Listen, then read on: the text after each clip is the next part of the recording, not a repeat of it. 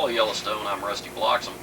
It's Saturday, it's the 19th of January 1991, third day of Operation Desert Storm, and I'm going to be taking a question from ET2 Coffee. Okay, Iran has been very quiet through all of this.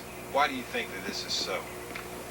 Well, largely because in 1988 they had to come to the conclusion of a war with Iraq, and they lost. Iran has come down on both sides and none of the sides in this one. At the start, when Iraq occupied Kuwait, Iran condemned Iraq. Iraq and Iran are old traditional enemies.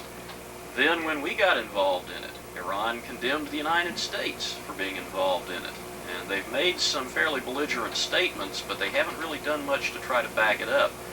The way I look at that is that Iran has been rattling their scabbard very loudly because Iraq took their sword away from them in 1988.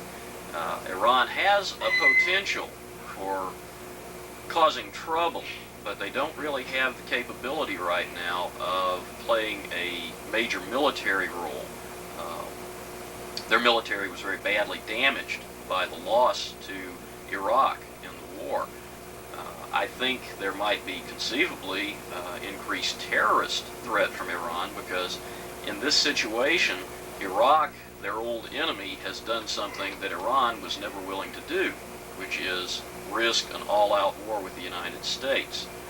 Iran skirmished with us, they did terrorism, they had some small actions with the U.S. Navy, but they never, for instance, tried to close the Straits of Hormuz seriously, which would have led to an all-out war with the United States. And now, 2 years after the end of that war, which they lost, their enemy has not only risked a major war with the United States, they've gotten into one, and that's going to be humiliating to Iran.